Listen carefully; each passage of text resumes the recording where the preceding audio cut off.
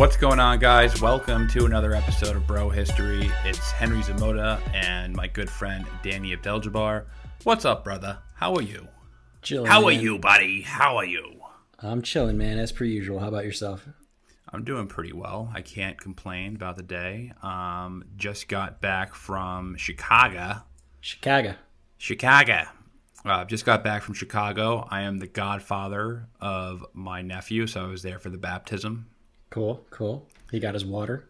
He got his water, and in true Zamota fashion, right before the baptism, like right before the water was going to go on his head, he shat himself.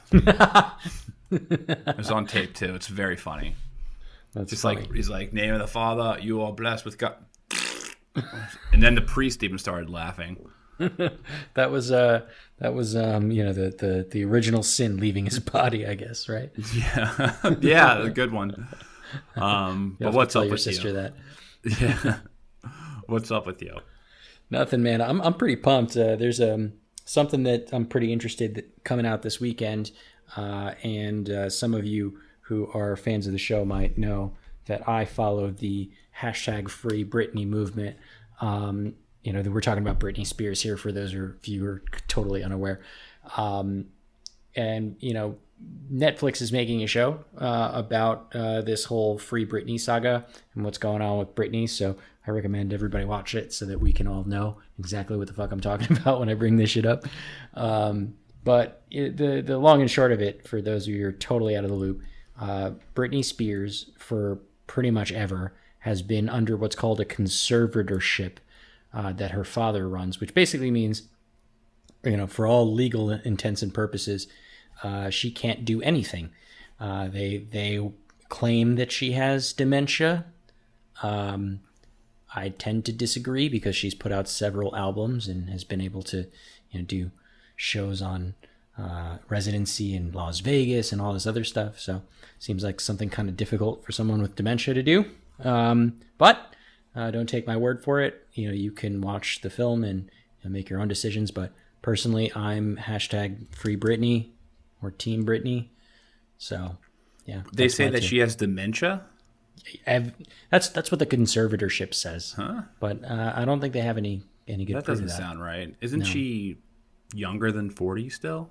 Yeah, like in very rare cases it's possible to get like super early onset dementia, but like it's such a stretch. Like I mentioned, she's put out albums. She's like singing and dancing regularly, like she's like doing shit, It doesn't seem like something someone with dementia would be able to do very easily. Well, the whole thing is very sad. I Yes. feel kind of a lot of these child stars have this very deep sadness that affects their adult life, and it's sad to watch. But speaking of people being held against their will, let's talk about China and the Uyghurs. Okay. Yeah, I think the last time we talked about this was like 2019, like summer of 2019. And we only dedicated like maybe a half an episode to it because it was in the news also. So it might be interesting to do a deep dive, I think. Well, the truth is, in 2019, I didn't really know very much about Uyghurs at all. Right. I knew virtually nothing. I really didn't know too much about Islam in northern China. I didn't know too much about what a Uyghur was or who a Uyghur was, and I sure as hell did not know anything about some of these re-education camps or vocational camps, vocational centers, if you want to label them that. Hard air quotes on that one. Air quotes. I didn't know too much about it. But over the past 2 years, I have been doing some homework on it. And I think my biggest takeaway is that most people think of China as a ethnic, homogenous nation state.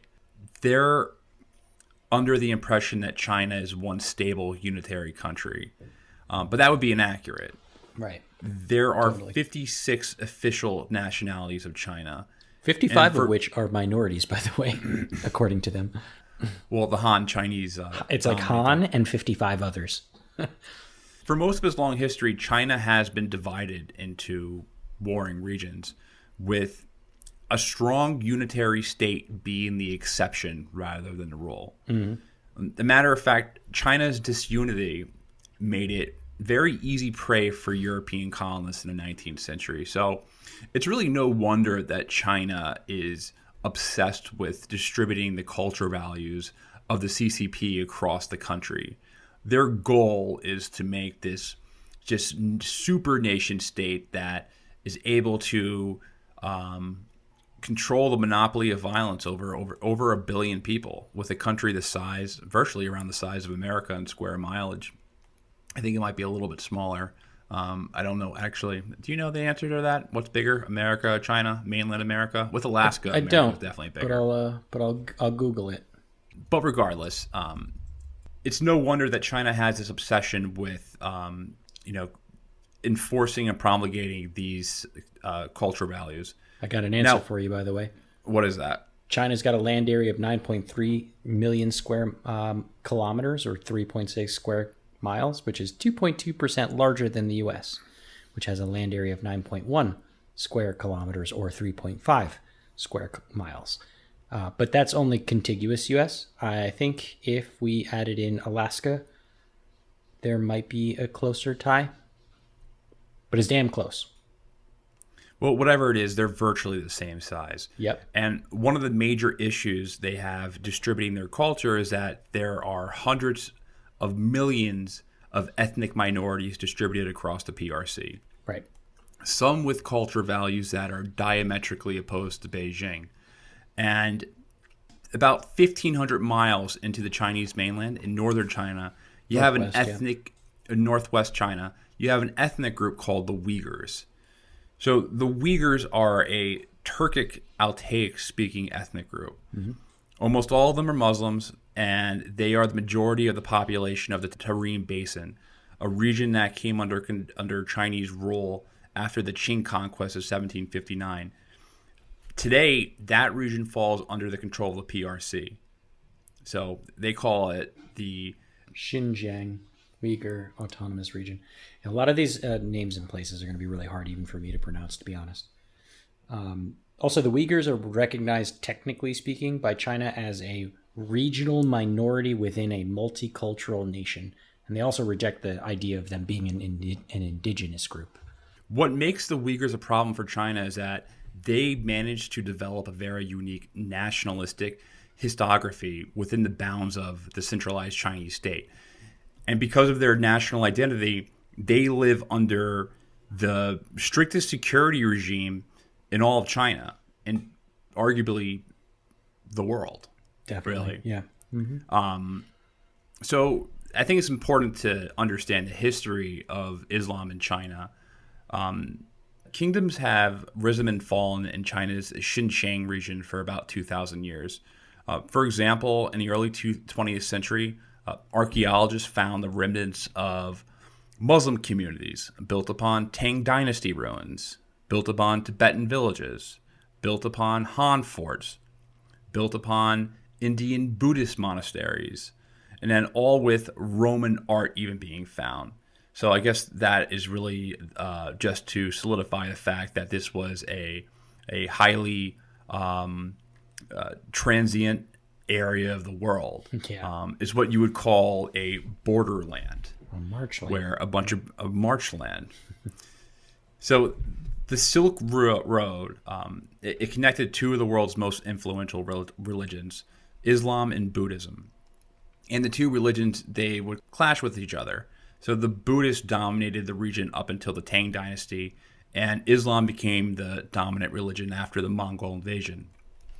Now, it should come to really no surprise that the origin of the Uyghur people is a matter of contention between the PRC and Uyghur nationalists. In short, modern Uyghurs view themselves as the original inhabitants of Xinjiang with a history that dates back 1,000 years. Mm-hmm. For example, the World Uyghur Congress claims that they have a 4,000-year unbroken history in that region. Not exactly. Yeah. So what is the truth? The truth is, always be skeptical of stories about long, unbroken histories. Rarely are they true. When someone tries to say, or when some racial group tries to say, hey, we have like an ethnic tie to this land based off of 4,000-year history, Say, really? Really? You can prove that you're the descendants of a society 4,000 years ago? Unbroken. Unbroken? Mm-hmm. We can. So we're saying if we had a DNA test and we went 4,000 years back, these people who live in this region would be the same, have the same DNA as you. That's quite the claim, as you would say. Right. Because people are, over the past 4,000 years, there's been so many migrations, past 10,000 years, but there's been so many migrations and conquests throughout human history that is just an assimilation near extinction events for humans, like Yeah. plagues and the Mongols and only God knows what. Yeah, it's kind of hard to make that claim. And this isn't like a dig on Uyghurs specifically. It's like just generally speaking, these super long unbroken histories are questionable. Yeah, I know. And I'm watching for example, I'm just watching the show The Last Kingdom, which I've talked about a bunch on this, and people have like contacted me saying, "Thanks, bro, for recommending The Last Kingdom. It's awesome." It's all about just different ethnic groups and clashing with each other between Danes and Saxons, and the Normans aren't in the show, but that comes obviously later, who are just Danes that kind of assimilated in France and then conquer England. But I digress.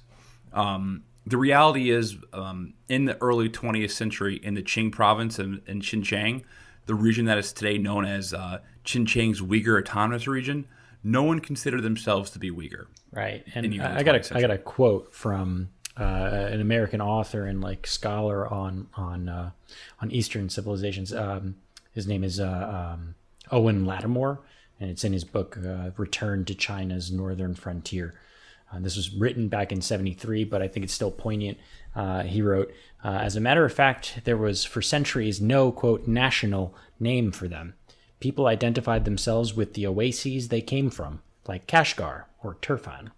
And what's important there is that prior to this 20th century change, people were very nomadic, and they had more like ties to a random oases in the middle of the mountainous deserts of Xinjiang than they did to some like cohesive collective ethnic group.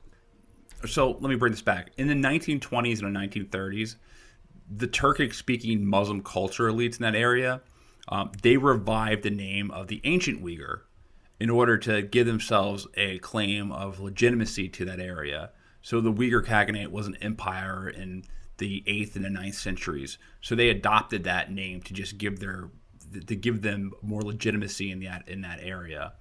And I'm getting this, one of the guys who I've really read to do this podcast and who I've been reading to learn about this region is a guy named Rian Thum, who is who has a bunch of books on this topic, and he's also a Uyghur rights activist. So I'm not trying to be an asshole again, to be like, oh yeah, you're not even a real peoples. But the truth is that they are a invented people in the 20th century, like how many ethnic groups are. And in the early 1930s, there was a lot of political and economic chaos in the region, which opened up the idea of a Uyghur state.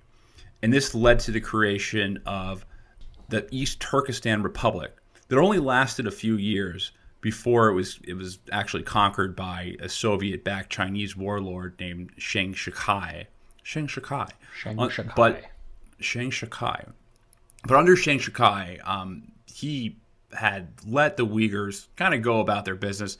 There were Uyghurs who were participating in government, and there was also Uyghur intellectual sphere, so he didn't eliminate them.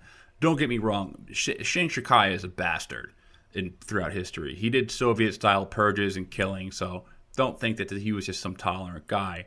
But he didn't persecute the Uyghurs as much as other governments did in the future. Mm-hmm. But because of that, in this transition, the Uyghur identity does live on in that part of the world. Yeah. I mean, hopefully this helps to like give you a better understanding of like the kind of fluid nature of the definition of what it means to be Uyghur and how crazy diverse that ancestry is. And, it causes a lot of confusion right now, so much confusion. I know you brought up earlier about, just generally speaking, calling out 4,000 years of unbroken history. There's a lot of controversy around DNA analysis, mainly that it's not really happening as much as it probably should. And a lot of the reasons why is because the DNA analysis from a lot of people in that area in Central Asia, especially the Uyghurs, are that they're made up of Caucasians and East Asians, right? But the Uyghur activists, they're trying to kind of pull in a claim by saying they identify with these mummies that they found in the Tarim, oases area, and that they are part of that like ancient culture. But as people have gone into researching the genetics of these mummies and their links with the current Uyghurs, it got kind of problematic both to the Uyghurs and the Chinese, which was interesting because what happens is the Chinese don't want the evidence to come out that in fact the Uyghurs are a 4,000-year-old minority group, because that would be bad for them, because then by international standards they would be afforded certain protections, right? However, on the other hand, double-edged sword here, the Uyghurs kind of don't want the opposite to be true either, right? They don't want it to come out that they're not related to these 4,000-year-old mummies, because then that kind of throws a wrench in their in their activism and in their claim to being a unified people. So it's a bit fucked up. So needless to say, it's not really happening, and the data that comes out is super sparse. I thought that was actually a really interesting take when I was doing the research on particularly the origins of the Uyghurs. So neither of them want to take a further look into these mummies. Yeah, it's kind of like how do they even analyze mummies? Well, I mean, the same way you would do you can like an autopsy or not? No, you can get DNA off of a mummy. Mummies are great because they have DNA on them, right? Like they're not the fucking bones. Even the bones you can get some DNA off of too, but it's better than just like dust, which would be impossible to like do DNA matching on. But it's almost like you took the CCP and the Uyghurs and you brought them on an episode of Maury, and both of them were like, I'm gonna let you finish, Maury, but just don't tell us. We don't want to know. Like we don't want to know. And on that point, that's probably the only thing that the Uyghurs and the CCP are probably agreeing on. Like they don't want to know. That's hilarious. That is a really funny analogy as well. Yeah. Like Maury. You are no, Maury. Don't finish that sentence. You are not the relatives of a 4,000-year-old race. Or you are. We don't know because no one found out yet. So in 1949, the PRC is created, and all the territories of the Qing dynasty were to be absorbed into communist China, including Xinjiang. And they recognized the Uyghurs as an ethnic group rather than a political group. And you would think being recognized as a legitimate ethnic group would be a good thing, but it isn't, because this was the beginning of uninterrupted China-based rule, something which really hadn't happened since the Qing conquest in the 1700s. And the transition leads to the settled Turkic speakers of Xinjiang going from loosely defined majority group under indirect rule to a formalized ethnic minority under direct rule. Mm-hmm. So the rule of the administration of a Chinese-dominated police state. And as the Chinese Communist Party tried to implement its vision for a new China within the old Qing borders, it would need to co-opt the social movements of the previous decades. And by the late 1950s, the Uyghurs were subjugated to the same radical and painful transformations as the rest of China. Mm-hmm. Mao really left nothing in his path but just complete misery. And at the same time, the CCP started confronting historically deeper institutions that had never really touched before, like landowning mosque and Islamic courts. So they didn't have a history in dealing with religion, or at least Islam, like that, and the social ties that were connected to Islam as well. And as things get worse and worse, at the same time, relations between China and the Soviet Union are getting worse. Mm-hmm. So the Soviet Union started playing off resentment in these communities, and they fostered Uyghur separatist movements, leading to the creation of the East Turkestan People's Party, which was an armed militia group. Right. And in response, the CPP cracked down even more. What's ironic about the Soviet Union aiding the ETPP is that future Uyghur separatist movements would turn on them. So Muslim Uyghurs went to Afghanistan to fight in the 1980s. Right. During the jihad in Afghanistan against the Soviet Union, Muslims from everywhere. Muslims from the world. It was like the Spanish Civil War. Right. The groups that were inspired by the Mujahideen were the ones that went back and created the Turkistan Islamic Party, which was a more violent version of the ETIM with a Wahhabi Salafist theme. So there are thousands of these guys fighting in Syria right now who are fighting Assad. Right. A lot of them are linked with Al-Qaeda. And if you interview them, it's kind of funny because I've read like a bunch of interviews from these Uyghur fighters, either in ETIM. A lot of them are in Idlib province. A lot of them fight with Al-Qaeda. They're like, we're here for training because we want to go back and create a Al-Qaeda in Xinjiang. Well, they don't even really say they want to start a Salafist state in Western China. They just said, we're training for a separatist movement, which makes sense. Yeah. Well. Yeah.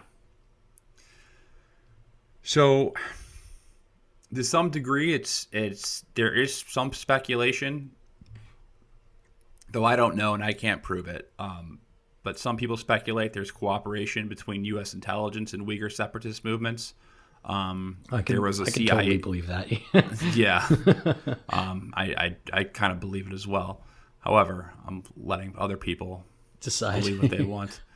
The U.S. has a history of backing Islamist movements, and this was prior to even 9/11, to where there was no even a subtle taint of doing that.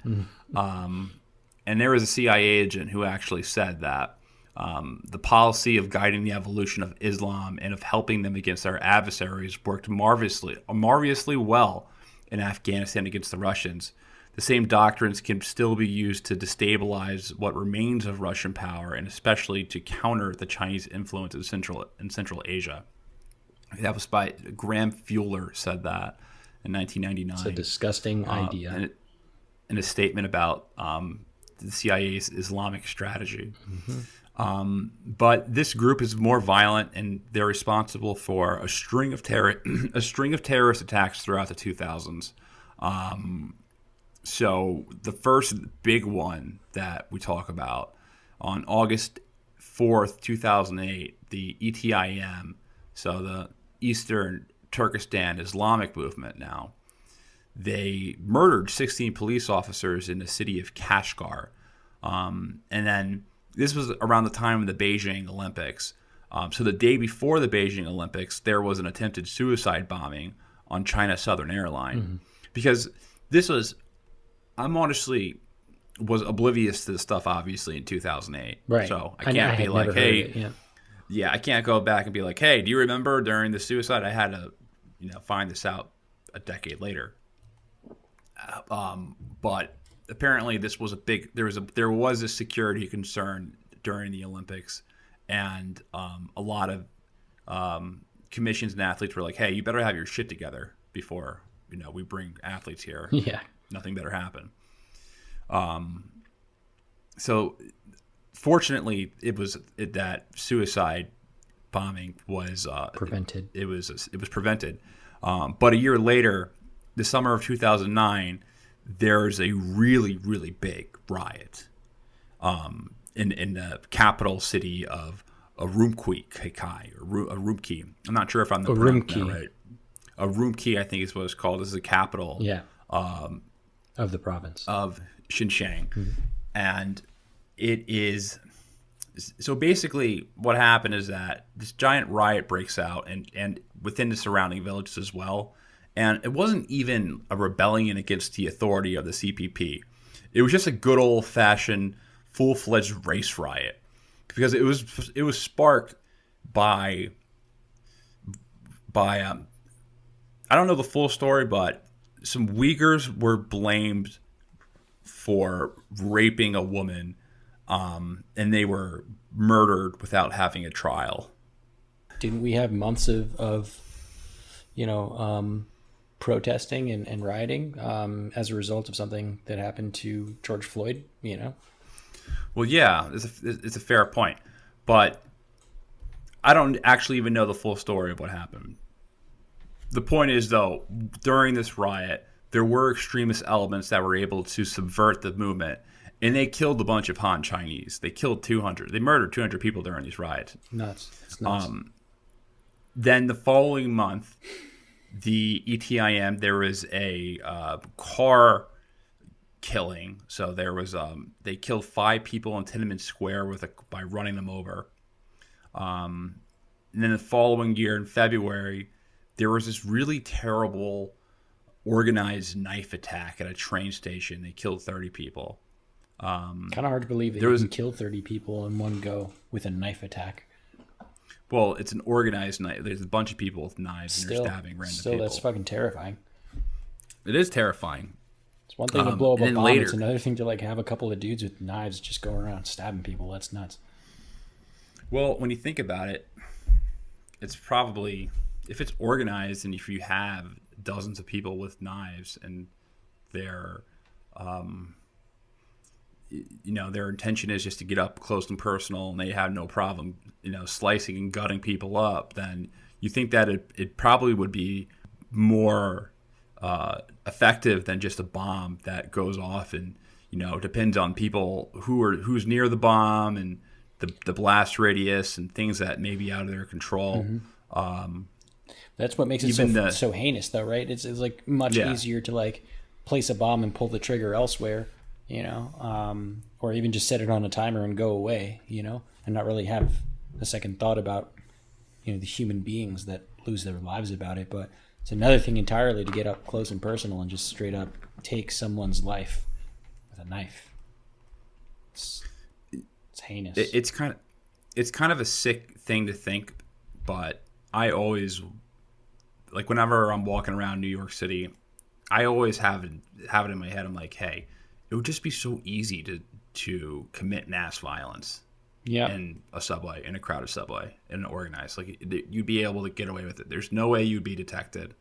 It only takes a bunch of people with knives to really do damage.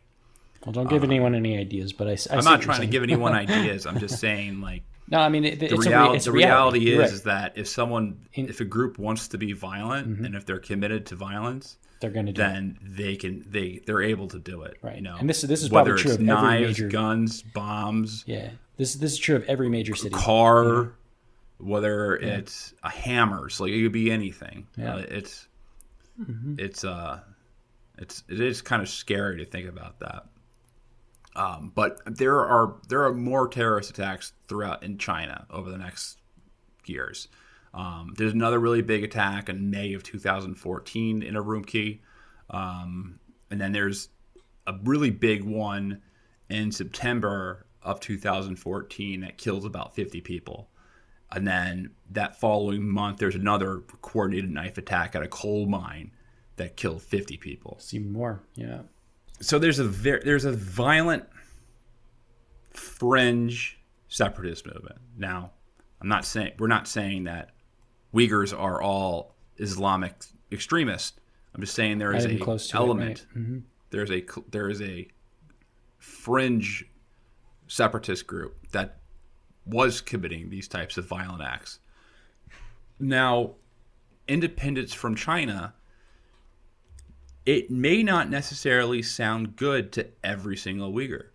Now, I pulled up this article called thearticle.com, but it's by a guy named... That's the most Mark nondescript O'Neill. website name. Thearticle.com.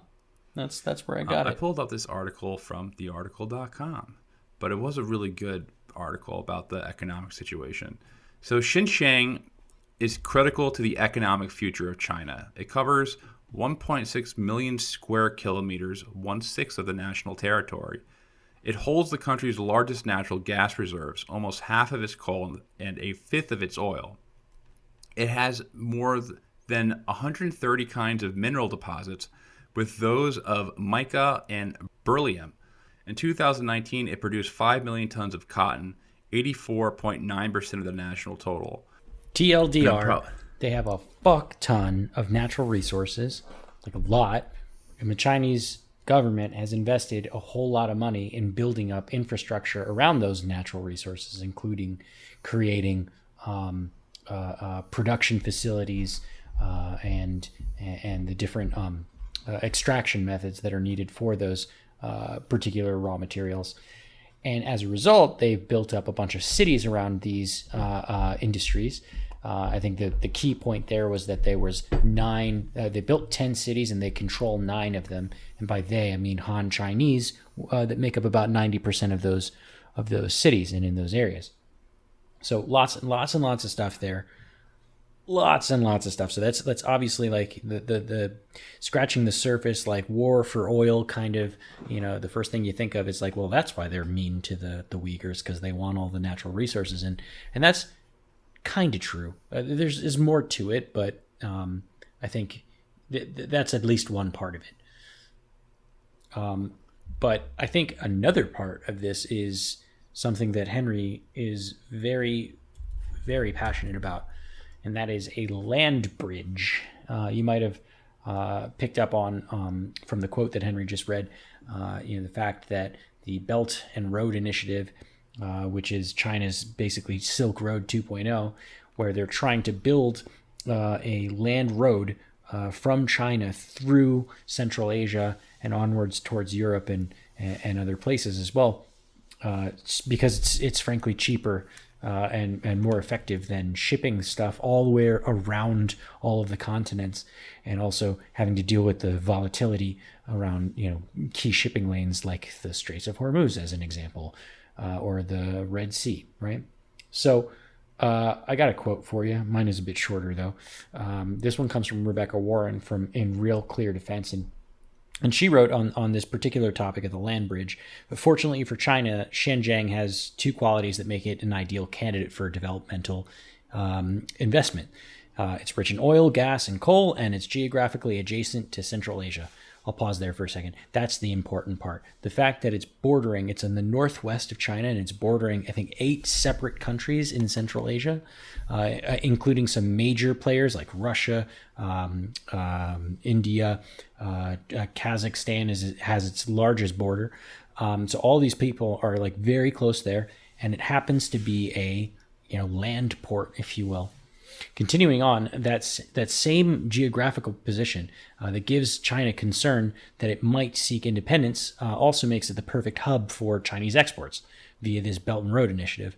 So not only will a more prosperous Xinjiang be less likely to seek independence and foment insurgency, but using the initiative to increase the wealth of Central Asian countries and make them beholden to China for this largesse creates a non-democratic buffer zone between China and the West. It's no surprise that the Belt and Road Initiative was announced in Astana, given that Xinjiang's longest border is with Kazakhstan. I'm going to pause right there. This article is pretty neoconservative, or even neoliberal for that matter, and I think she's trying to make the case that China understands that a better economic situation in Xinjiang is going to create more stability in that region, and also serve as a way to literally, she says it, like make a buffer zone between the West and the East. But Where I kind of disagree in that respect is the idea that the CCP could effectively increase, increase the wealth of that area, or at least maybe they can increase the wealth of that area, but it's not going to be distributed equitably. And so I think that's where she gets it wrong. I think she's trying to say that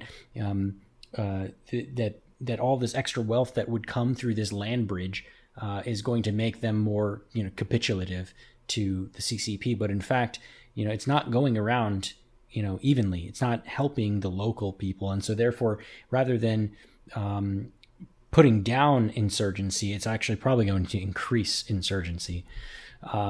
And the last part of this bit that she writes is that one of its headline ventures is the creation of 6 new economic land corridors, including the China-Pakistan Economic Corridor, linking Xinjiang to the port of Gwadar in Pakistan.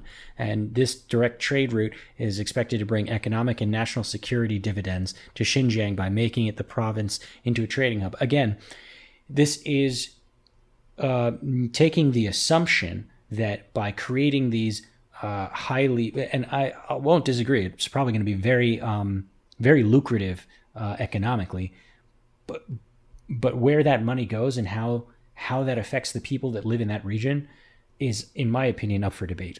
I don't think it's going to be spread equitably to the ethnic minorities like the Uyghurs in that region. I think it's going to be primarily a Han Chinese thing, and we've seen a lot of population growth of Han Chinese in the area. The percentage of Han Chinese has increased over the last several years, and there's been a lot of migration there. So I don't know. I think this is this is an important thing to think about when we think about the geopolitics of what's going on with the Uyghurs, and we'll talk about the camps and things like that in a second here. But I mean, what do you think, Henry? Do you think that this land bridge is going to be a net positive or a net negative for the Uyghur population or for China in general? Well, both. There is going to be some level of wealth that inevitably is going to be distributed to the people who live there.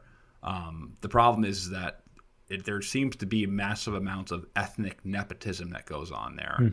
Mm-hmm. I think there's enough evidence to conclude that, even though I have been trying to read some different articles that and different sources that try to debunk the main narrative. Specifically, I was actually on the World Socialist Forum. And I was like, I wonder what the socialist people think about this. And I understand the sentiment of saying that, hey, listen, a lot of this stuff sounds like cooked up propaganda, and after the Iraq war and after weapons of mass destruction, like how can you believe anything? Right. And here's what I would say is that I agree. Like, it's almost impossible to believe anything that comes out of Mike Pompeo's mouth. Totally. And yeah. Totally. It's almost impossible to believe anything that comes out of NBC or the Atlantic or a lot of these mainstream or corporate press outlets. Yeah, I mean, I read that. It's also impossible to believe. Here's the thing. It's also impossible to believe anything that comes out of China's mouth. That's the other thing. Yeah, so we got 2 liars that we have to deal with, right? And then the question is like you have to really look into it and look at firsthand sources, right? Because there's some sources that I was reading about people who are either touring the area or just casually visiting it. They're like, oh, we didn't really sense any type of like tension at all. Mm-hmm. There's some people who are like, there's a lot of tension. Mm-hmm. There's some people who are like, there's just active violence all over the place. Yeah. So it really depends. I don't obviously have the full picture of what it is really like there in northwest China between the Muslims and basically between the Hans and the Han Chinese and the various minorities there, specifically the Muslim minorities. I obviously don't have a full picture, but there seems to be a massive amount of ethnic nepotism, and that is not only enforced by, or not only promulgated by just like, hey, like I'm only going to hire Han Chinese, but there's a active there's an active agenda from the state to assimilate Muslims into the CCP state vision and have them assimilate into that culture. And I think that's a nice way of putting it. it seems that there's obstacles for them to do that because, because of the difference in religion. Usually Muslims are opposed to kind of atheist values that are forced down their throat. So there's kind of a disaster waiting to happen, or a conflict waiting to happen. Yeah, totally. So those are my thoughts. Yeah, I mean, I agree with you. I think you sent a bunch of articles that were like contrary to this, to the narrative that we're going to talk a little bit about right here about the camps and the situations of the Uyghurs, but vocational schools, not camps. Vocational schools. We'll get to that. But I mean, they're just learning how to fix, change oils and change oils. No, I mean, honestly, that one, the socialist one that you were talking about, I read that one too. And while I think it triggered me in a way because I was like, I had already read a lot of accounts from a lot of different sources that outlined some things that made me very upset about what was happening to the Uyghurs. So it's hard to read from a different perspective once you've already been, given the opposite side. Where I think it helped me was that they made a lot of claims about there not being any proof of the camps, or that they're trying to disprove an eyewitness's narrative. And I think that was worth looking at, and it actually helped me to do better research and find, those firsthand accounts and find those satellite imagery, things like that. But what rubbed me the wrong way about a lot of those contrary narratives was, it was a whole lot of like Holocaust denying the Uyghur situation, basically trying to say that the U.S. and its agencies are trying to WMD scare us into like a Cold War with China, which like is in a rudimentary way is a fair point. But, when you examine how much evidence is coming out of this, to the contrary, or how much evidence is coming out that something fishy is going on, it's really hard to hold that position very fervently, Well, what bothers me specifically about a lot of the narrative that's painted is that a lot of the people who are painting who are coming out with like, oh my God, China is treating the Muslims so bad, they're treating them so terribly, are like the same people who advocated for the Iraq War. And that's also really hard. Slaughtering Muslims in the Middle East. Yeah. So I'm like, all right. So it's a bunch of hypocrites saying this don't shit Don't give me the crocodile tears right. that you all of a sudden care so much about Muslims. Right. Like a lot of these people who are like, oh, look at the Uyghurs, we need to save the Uyghurs. Right, like look Mike at China Pompeo, being so oppressive as an towards example. Islam. Yeah. Are people who are like, I don't want a single Muslim in the United States. So yeah, like Mike Pompeo, I think he's a really good example of that. Yeah. It's difficult for me to look at that narrative or take that narrative without a grain of salt. At the same time, China is an authoritarian shithole that has a terrible government, and you don't need to make things up to make them look bad. You don't really need to make things up. And I don't necessarily think that the U.S.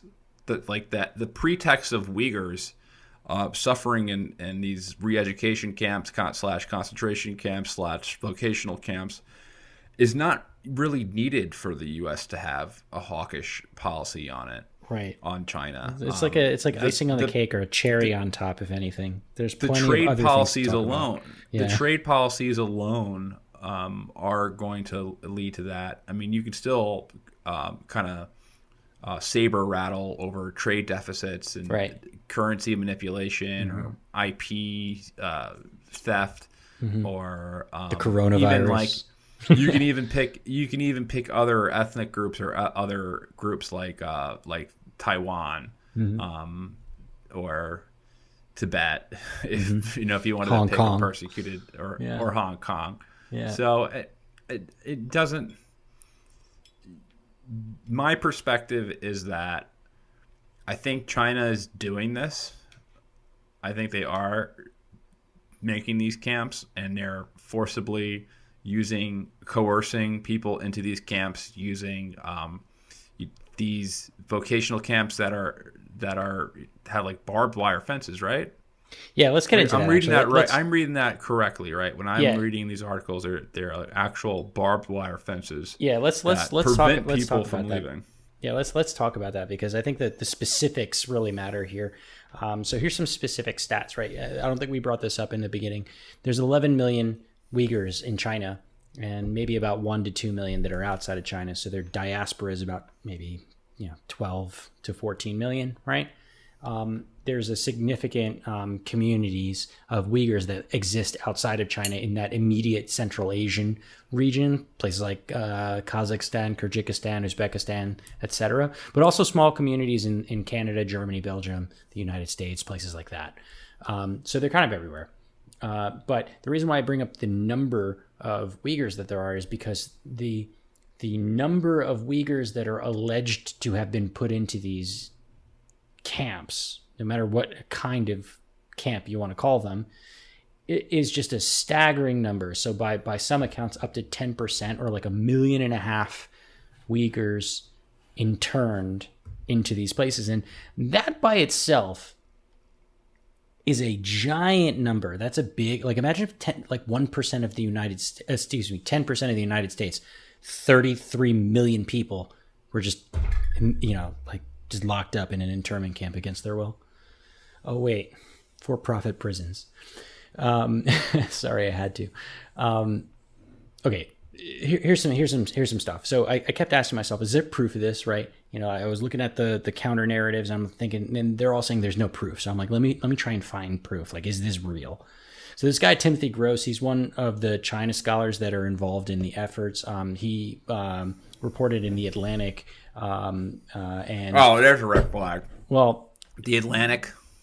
There's images, like there's pictures, there's the exact like screenshots, and there's even a link to his like data dumps in there too. So don't shoot the messenger. The Atlantic. The thing about the Atlantic, when I always just kind of like, it's one of those agents, those publications just like lost 100% credibility with most people, and should have zero credibility over the types of stuff that they were writing, the type of shit they were writing before the Iraq War about weapons, about Saddam Hussein's links to Al Qaeda and stuff like that. Well, you gotta understand that this story fits their narrative, but it doesn't make the story wrong, right? So this story would fit their narrative that China bad, and we should do something about bad China, right? But it doesn't make the story wrong. And if you look at the evidence that this guy, he's not a reporter for the Atlantic. His name is Timothy Gross, and he's actually a scholar on this particular thing. And he said it was actually extremely easy to find the evidence, literally with nothing more than, some basic Chinese knowledge. Yeah, you have to be able to speak Chinese. The internet, specifically Baidu, which is the Chinese equivalent of Google, and like Google Earth. And that's it. That's all he really needed to find what he needed to find. So the first step that he ran a search for re-education center using that Baidu platform. And the CCP was stupid enough to actually have articles up on the internet on their government websites about re-education centers, right, in Xinjiang. So he found a bunch of news reports, and there are a few screenshots in that particular article that describe how officials under this policy, and I'm going to butcher this, so let me try this one real fast. It's called fuck it. It translates to de-extremification work, where re-educating Muslim ethnic minorities, notably the Uyghurs and the Kazakhs in the northwestern Xinjiang province. So he literally finds an article on Chinese government website that says there's some de-extremification work being undergone in Xinjiang against the Uyghurs and the Kazakhs. Oh, so de-extreme, I get that. Right. And the thing is that they're happy about this, right? And we'll talk about this in a moment, how, China didn't invent this idea, right? They stole this idea from us. The NYPD. Yeah, they stole it from the NYPD, right? Where we came up with this idea, you know. But I'll get into that later. So they just had it on the website, right? And as long as you can read Chinese, you can read it. And so the second step that he used was, okay, he found the policy's name, which I can't pronounce it, right?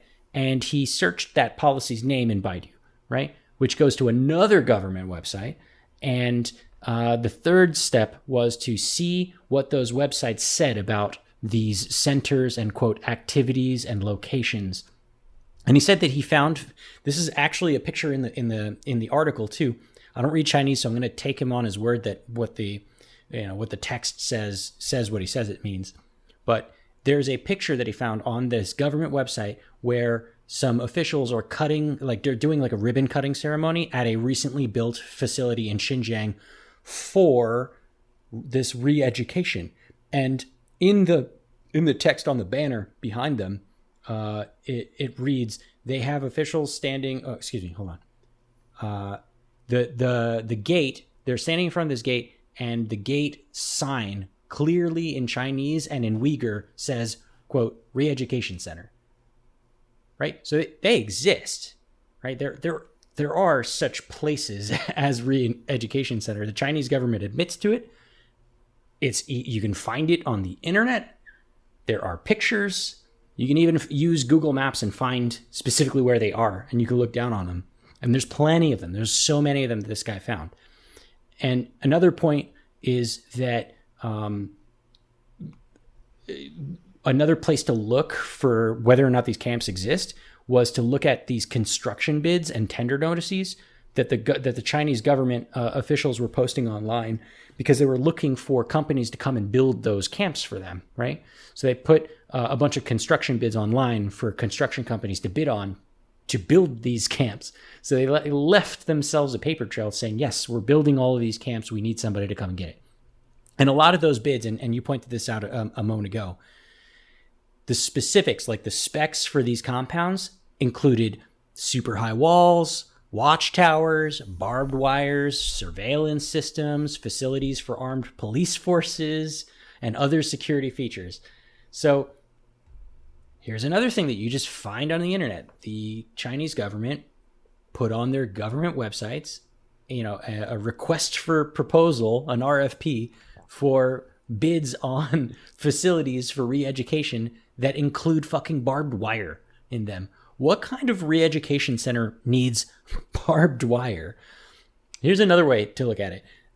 Straight through the internet. What if it's to prevent people from coming into the re-education center and not out of it? I honestly think because of their proximity to Mongolia, they think that like there will be a new Khan revolution or something like that, because that's the only reason why you would need 12-foot high walls with barbed wire on it in that area. It's the only reason, apparently.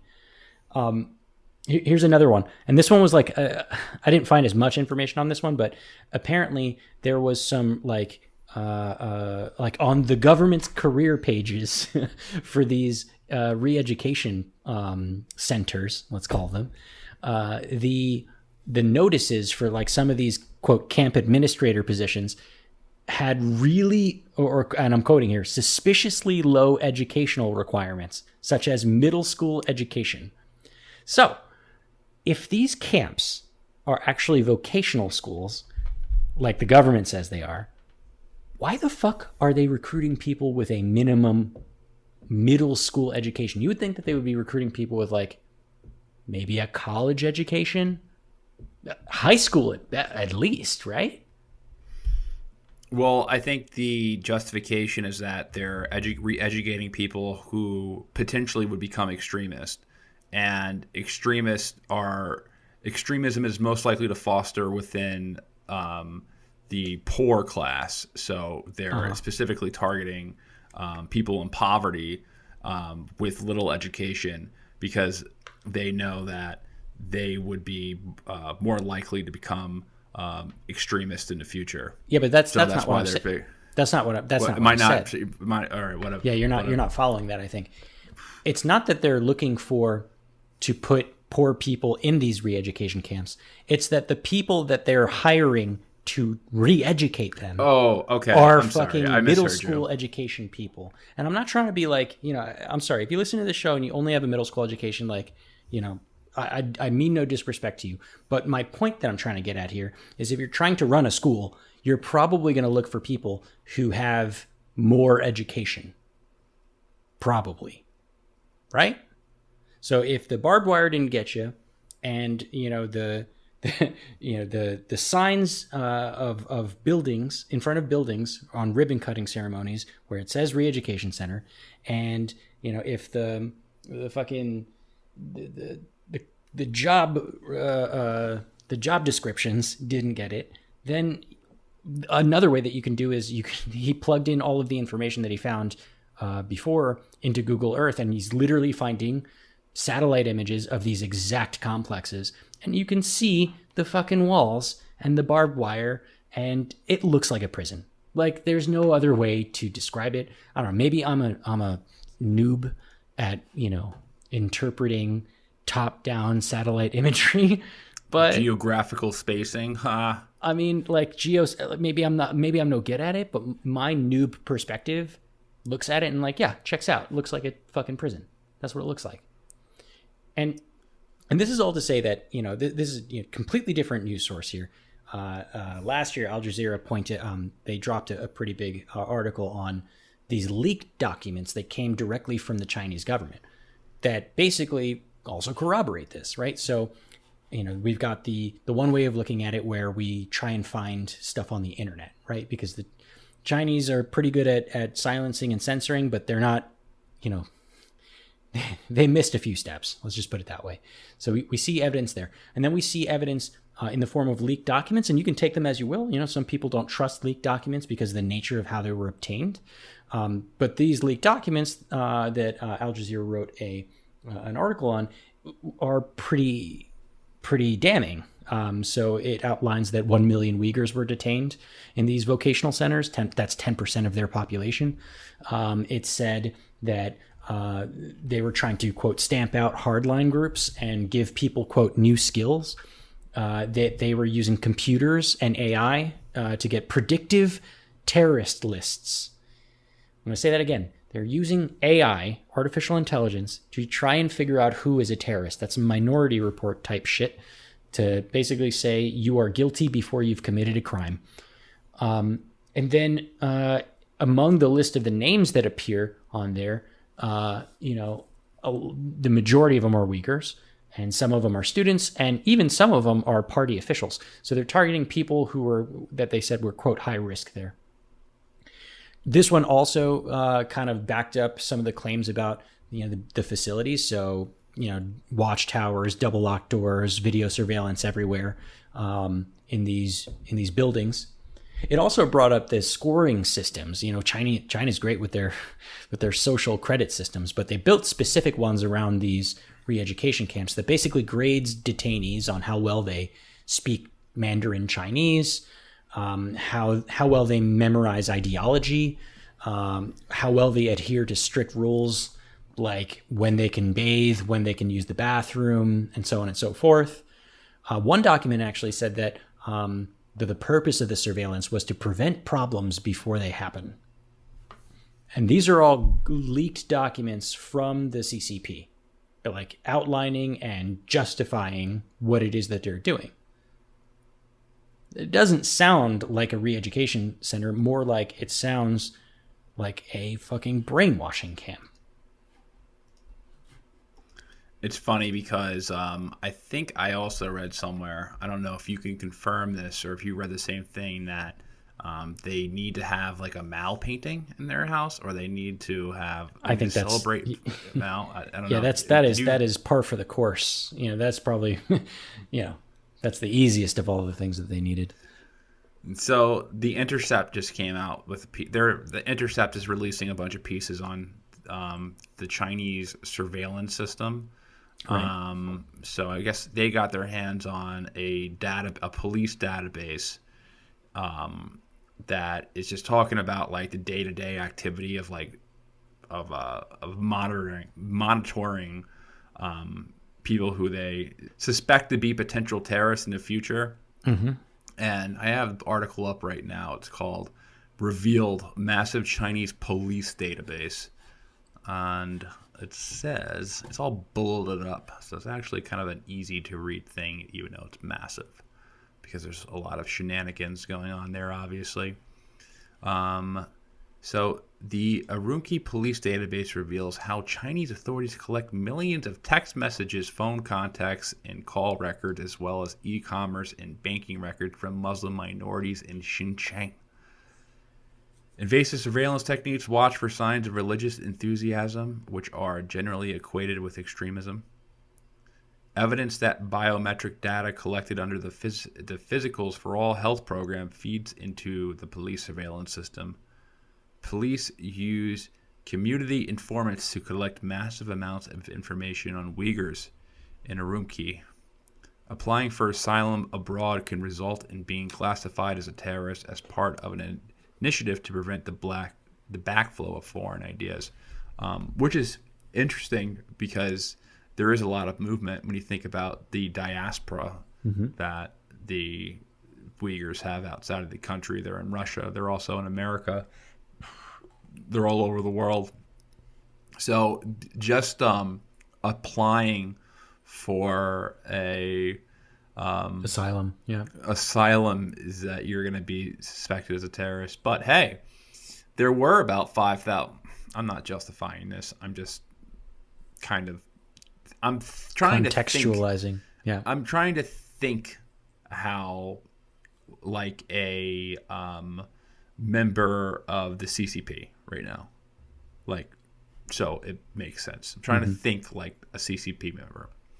Hey, there's 5,000 or so. That, at least that's what China says. There's 5,000 Uyghurs fighting in Syria, or at least there was 5,000 Uyghurs fighting in Syria.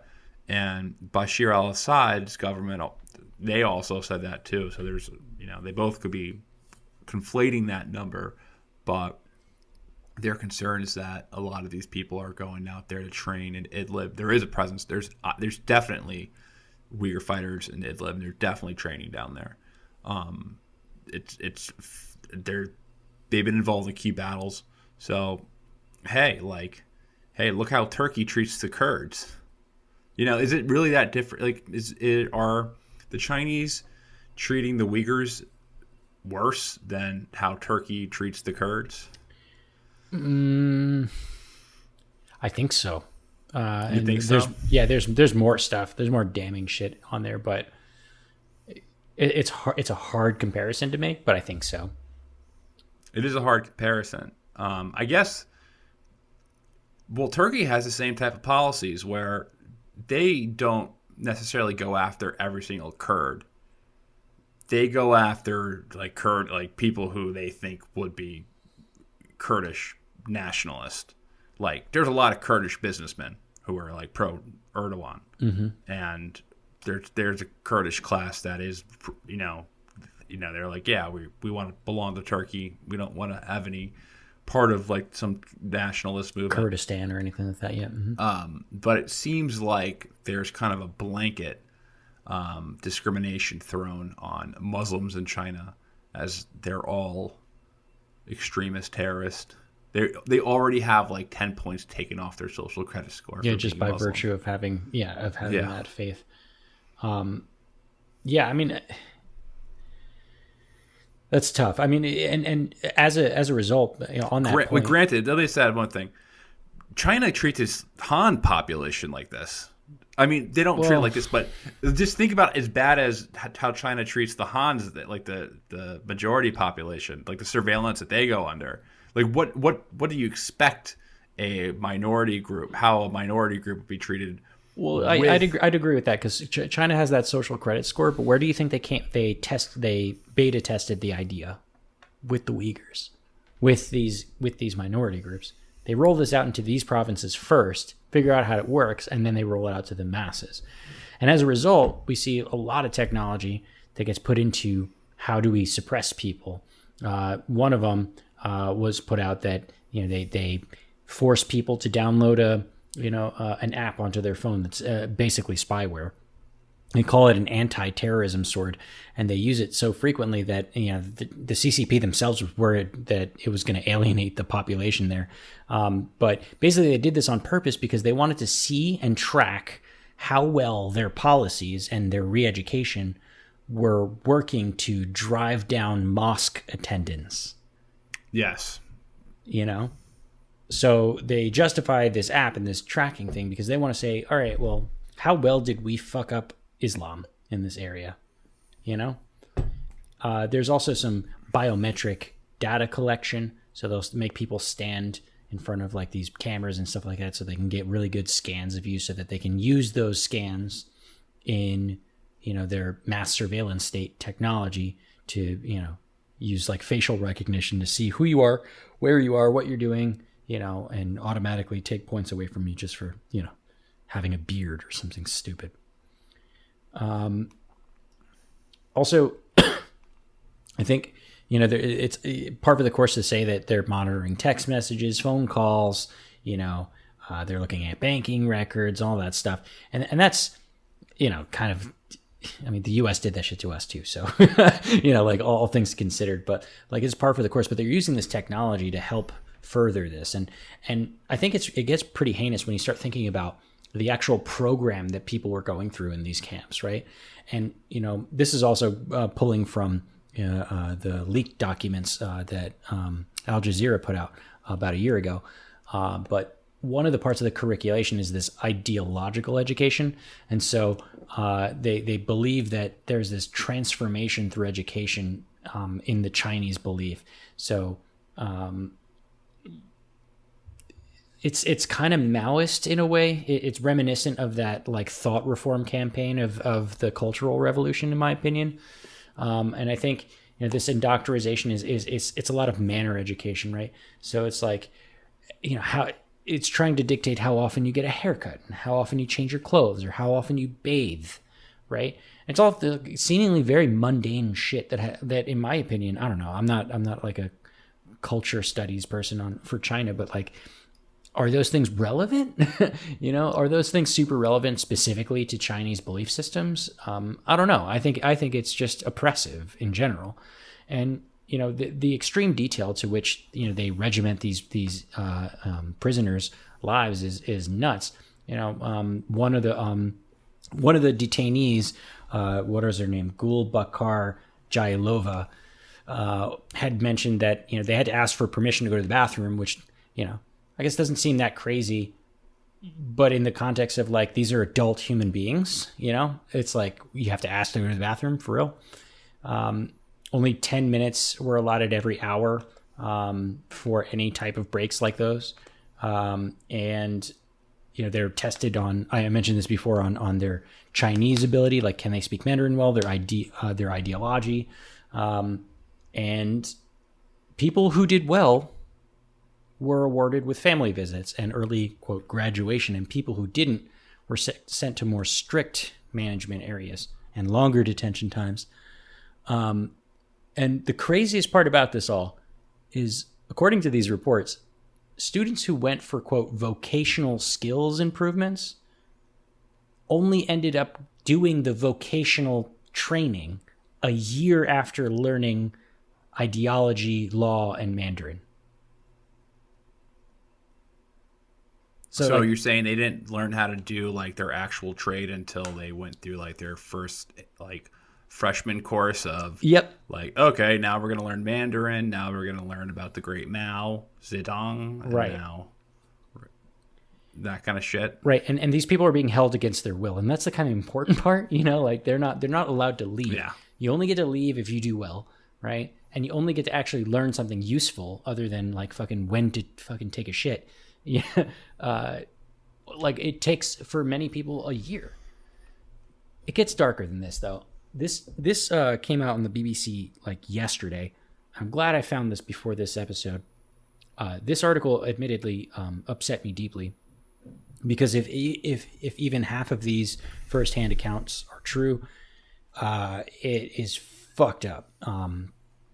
The article, for those who want to read it on their own, from the BBC, is titled, "Their goal is to destroy everyone. Uyghur camp detainees allege systematic rape. And this is by Matthew Hill, David Campali, and Joel Gunther of BBC News. And they interview a number of people. And this was kind of like this third leg of me trying to see if there's actual evidence behind what's going on. And a lot of the counter narratives was trying to disprove a lot of these people. And when I was reading this, I just felt like, I don't know, like heartbroken for some of these stories that I was hearing, so much so that it was hard for me to even entertain the idea that they were lying. But I mean, maybe they could be, but I just doubt it. It's just everything about this seems like it's lining up from several different places. Anyhow, these women that are in these re-education camps evidently have been systemically raped and sexually abused and in some cases even tortured, according to the article there. And there's this one woman who they interviewed. Her name was Tursine Ziawuddin, who was able to flee Xinjiang and is now in the U.S., said that basically the women were removed every single night and raped by one or more men, that she was tortured, gang raped on 3 separate occasions, each time by 2 or 3 men. And obviously, it's kind of impossible to verify her claims. But what she was able to do is provide travel documents and immigration records, and basically described the camp that she was in Xinjiang County. And that did a pretty good job of corroborating the timeline of her story. So, I mean, especially her description of the camps themselves, right? It matched the satellite images that were analyzed. And so while it's literally impossible to,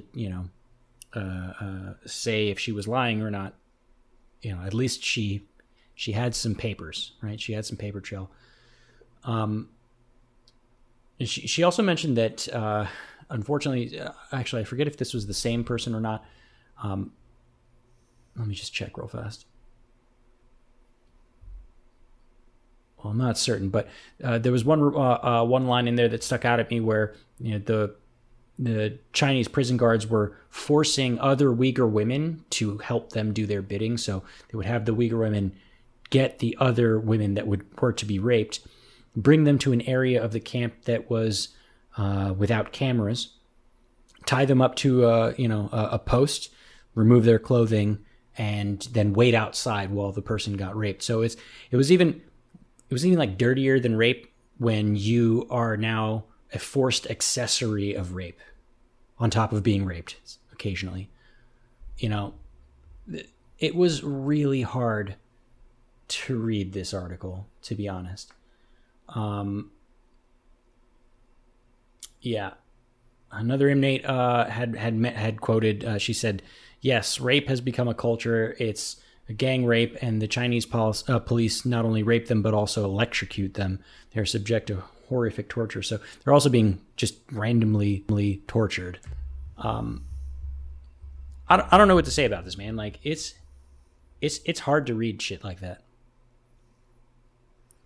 Yeah, it's pretty. I find it difficult to read stories about sexual abuse as well. So, it is pretty terrible if all that's true. Now, I also read stuff about forced sterilization. Mm-hmm. Yeah. About people. Mm-hmm. Have you heard about that? Yeah, it's actually similar dude that helped uncover a lot of this data and get a lot of these Roe versus Wade. Roe versus Wade. Moron. Fucking Buck versus Bell type stuff. Yeah, totally. So this guy, Mr. Zenz, he was also super instrumental in getting a lot of those firsthand accounts for that BBC article. But he also has another article on BBC, or at least some of his report was published there. And he made this report that combined some official regional data, some policy documents, and firsthand interviews with ethnic minority women. And a lot of it was alleging that the Uyghur women and other minorities in the area were being threatened with either you have an abortion or you go to one of those camps. And some of it was around birth quotas. This part gets confusing to me because, as I understand it, the birth quotas, the one child only program was exclusive to Han Chinese for many years. But I also read in the same article that even people who weren't outside of the birth quotas were still being forced to abort, or in some cases, even before there was a pregnancy, there were involuntarily fitted with IUDs, so intrauterine devices, so contraceptives basically, and some have alleged having been sterilized through surgery. And, a lot of these are firsthand accounts, obviously. But, after reading some of Zenz's work and looking through some of those articles, I think he does a really good job at trying to not prove, but definitely corroborate, and the types of questions that they ask and, the types of documents and proof that they're able to obtain from these people, get it so that it's at least convincing. It's worth, paying attention to. And if this is the case that they were having forced sterilization, then it starts to kind of make sense to call it a quasi-genocide, right? It's just maybe not a killing today, but, the culling of a future generation. So something I just pulled up. So vigorous policing of mosques. So this is in the Intercept article. I wanted to read this because we touched on this earlier, including tight regulation of who can enter and observation of how the congregants pray with the goal of lowering attendance, which he said. And then another example of hyper-policing, watching people's online behavior requiring knives in restaurants to be kept on chains. Regular home so wait, stop. Knives on chains. So like when you go to a bank and they put the pen on a chain so you don't steal the pen, they do the same thing at a restaurant with knives. Yeah, according to this police report, yeah.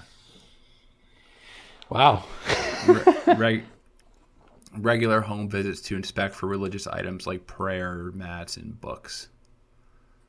Ooh. Well, you know what they say about China?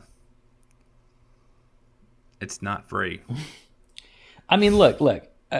We could talk about like the blowback, and but stuff. The sexual assault stuff is awful. Dude, is really gross. I mean, and off-putting. All of it is awful, and just the sheer volume of things like for this to be fake, it would have to be, by and large, so many crisis actors would have to be involved. So many actors, so many crisis actors, so many media, writing different shit, so many falsified documents, so many falsified Google satellite images. It's just so improbable that it's the total denial of this situation, I think, is a little naive. We can definitely talk about the, how we can have an open conversation about how the U.S.'s reaction or how the world's reaction to, what's going on or what's alleged to have been going on in China, in Xinjiang. We can talk about what's in it for us? What's the angle there? I think that's a fair conversation to have, but I don't want to have the conversation about whether or not some fucked up shit is happening to the Uyghurs in China. I think that, to me, that's abundantly clear. What do you think the implications are of Mike Pompeo on the last day of the Trump administration, throwing the grenade in the room and leaving and saying, "Oh yeah, China's a genocider"? What do you take? What's your take on that? I'm not exactly sure what his take was, or what he was trying to accomplish there. With Mike Pompeo, there's always some Machiavellian reason why he does things. Yeah. So, he's not doing it because he gives a shit about Uyghurs or Muslims in China. Listen, the military-industrial complex they're experts on taking advantage of situations. They're using it not out of sympathy or actual care for these people, but more so their own financial, personal, and career and financial gains. That's what I think. China's terrible. I'm not one of these people who are, as much as I critique a lot of U.S. foreign policy decisions, I don't go back and be like, oh, well, China is a good state because they stand up to the U.S. empire. I'm not anti-American to the point where I would look at China as a more model state than the U.S.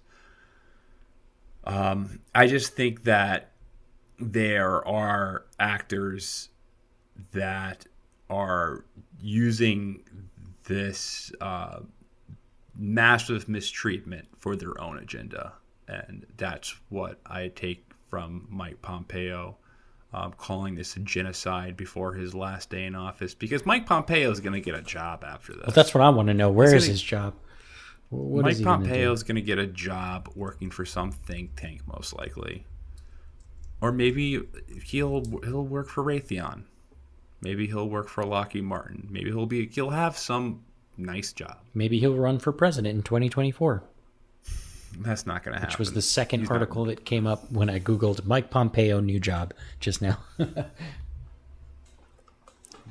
He's not going to run for president. I don't know who's going to run for president in 2024. I don't really think there's a clear person who has captivated the GOP, but it certainly we got 4 years. Is not Mike Pompeo. We got 4 years. Maybe it's Liz Cheney. Liz Cheney is very popular with a lot of Republicans nowadays, right? Liz Cheney, the daughter of Dick Cheney, Richard Cheney. It could be maybe the new former CEO. Yeah, I mean, what did you say? She seems like the establishment pick, right? No, I'm joking. She's awful. She's an awful person. She's an awful father, and everyone hates her. Right. She has a 9% approval rating. Well, I wonder who's the most disliked. She's the most disliked person in the Republican Party. That's the joke.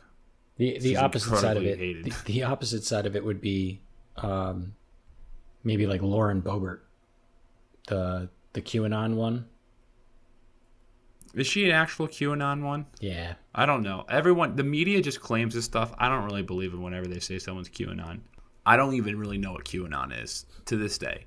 Like, I don't know what QAnon is. It's a joke on the internet. I wouldn't know what QAnon was. Yeah. I wouldn't know what... I know what QAnon is. Like, I hear, like, they have conspiracy theories about pedophiles in the government and all this.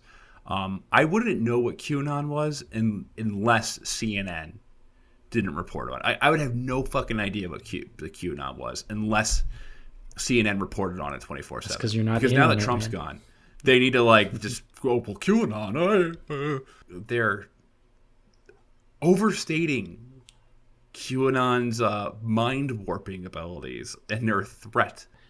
We need to re-educate them. I've literally heard this. on CNN. So in Park Slope, I live in a very liberal neighborhood. Mm-hmm. Signs have switched from Black Lives Matter to treason is punishable by death. I'm joking. I haven't seen that yet. But the fact that you say I can see that. I can see that being a sign. Yeah. What was the adage? It's like never let a good crisis go to waste. It's like China taking advantage of the the attacks that ETIM committed were fucking heinous. But when compared to, is this the entire population of the Uyghurs? Is this the makeup of the entire population? Is this justifiable to oppress, a loose ethnic group or a minority group? I think the answer is probably no, definitely no.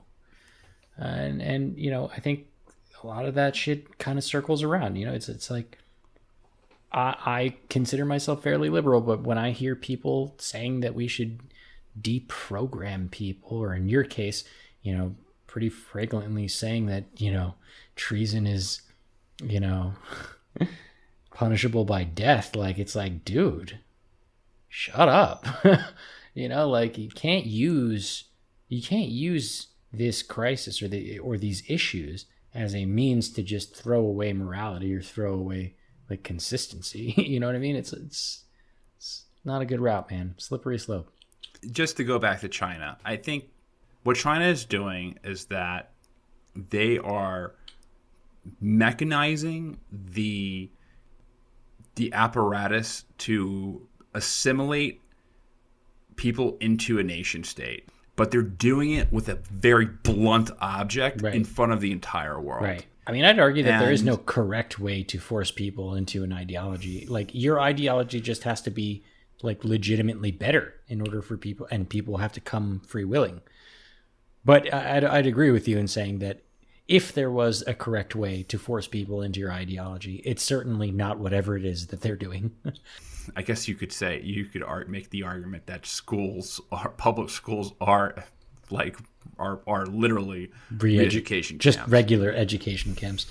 But that's different, though. I think that's. Yeah, I'm joking. I'm being facetious. I think it's different. It's like taking adults and saying, we don't like you for your minority group or your religion, and we think you constitute a threat.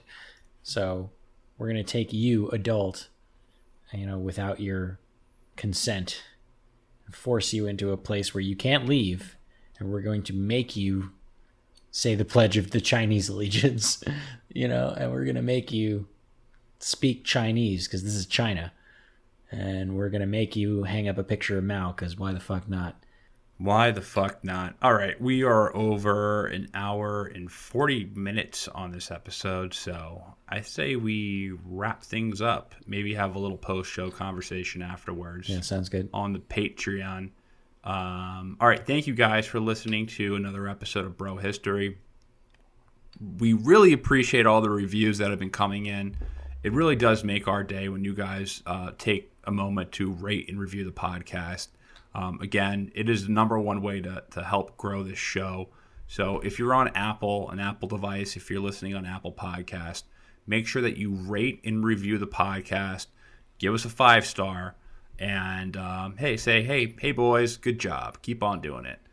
It keeps us going, and it really does help drive traffic to the podcast when you guys continue to rate and review the show. So keep on doing that. Really appreciate your support. We have a Patreon at Bro History if you want to support us further. We're doing post-show episodes, so just continuing the conversation, seeing where it goes.